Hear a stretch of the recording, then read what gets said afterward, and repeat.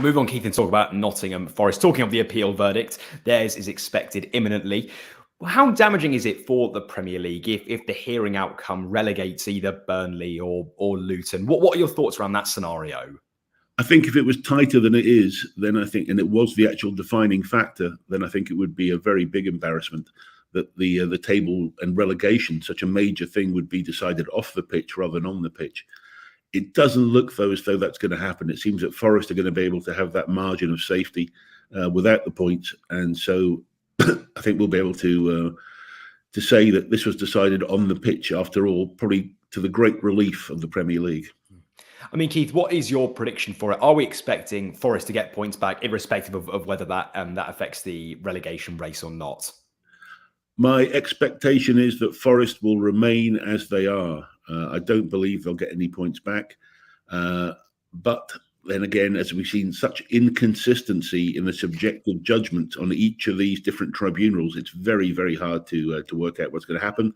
But my gut feeling is that it will remain the same and nothing will move.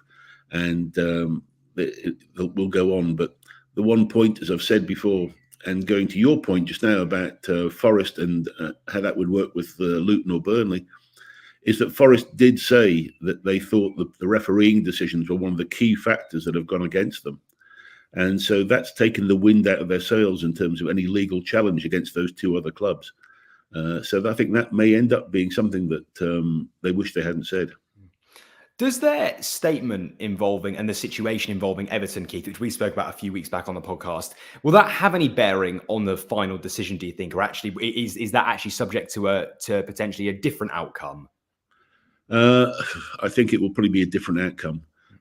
They've been able to, as I say, create a different argument for each case that they hear. And they seem to be focusing on different issues on each of the different judgments. So, and we're not going to see the reasoning for the Everton judgment until way after the season is finished as well. So that's something else that we will be in the dark for a while. So until we get those reasonings and have a chance to look at them, it'd be hard to say really, because each one of these has been unique. In terms of the financial impact the verdict could potentially have, Keith, we know, of course, as you've kind of said, that Forest look like they are going to be safe. But if it does play out that actually they teeter back on relegation again, how much could that cost Luton and Burnley if they are to be relegated because of this outcome? Yeah, you're into the 50, 60 million sort of area. I remember last time when Burnley got relegated before they came straight back up, there was a lot of concern about their particular financial situation with regards to debts they'd taken out. I haven't checked recently as to see where that stands at the moment, but I will do. And we'll have to take a view on how much that could impact those clubs when they go back down. It does appear Luton in particular have cut their cloth very well in terms of being able to handle the shock of going back down again. They managed to get the stadium works finished, etc. They've got the whole club in better shape. Doesn't look as though they've overspent too much on players either. So I think with the actual parachute payment, they may come out of this in a very good position for next season for Luton. Burnley, I've got to check on the debt situation and where they are, and we'll see how that plays out. Is it unfair at all, Keith, that the teams around them now are waiting, rather than Forest necessarily waiting for the verdict? It's actually the teams that are in the relegation zone are most concerned. What are your thoughts about that? That actually Forest might not be the ones necessarily that it impacts the most. Yeah, look, we've said this many times that when you're setting up your team before the game against one of your close rivals in the league, you may choose a different formation because you feel that you've got to get a point rather than trying to get 3 points. So it impacts football in a great way, and it's certainly wrong. Forget the mindset as well of the fans, the players, the club, all the way through. It does impact, and this is showing, I think, why the clubs probably have realised themselves that they made a big mistake on this, and the Premier League have certainly carried out the intentions of the clubs in the wrong way, and that's why they're desperate to find new solutions. And we've seen a lot of talk about different systems, anchoring, etc., different ways around this, because I don't think anybody wants to ever be in this sort of mess ever again. It has damaged the credibility of the league in a big way. How much of an impact, Keith, is this going to have long term? And actually, what do the Premier League need to do next season to ensure that they don't have this whole scenario going on again with multiple clubs going through multiple points deductions? Well, it's interesting. Next season, I mean, there's been talk about some of these new systems coming in the season after next. So we'll have to see where we are next season. But I think there has to be an emergency vote taken at the summer meeting and something definitely done for next season. Whether it's as simple as increasing the amount of the breach, where the breach was 105 million over 3 years, whether with inflation that's taken up to 150 to 200, whatever the number it happens to be.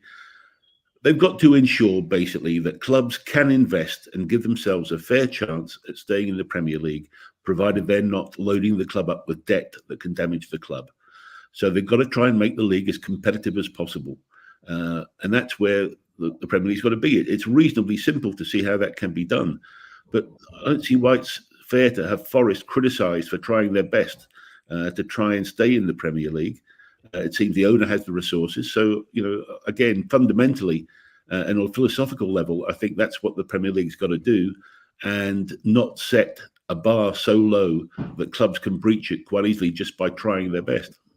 Keith, coming back to the point that you made actually about Luton and Burnley potentially being down there, and sort of generally the fact this has taken so long that we're now at the tail end of the season. Thankfully, it looks like it is going to be resolved before the end of the Premier League season. But do you think the Premier League need to put a deadline in as well, saying that no more action or verdicts can happen, say 3 or 4 weeks before the end of the season, given the impact it has on clubs?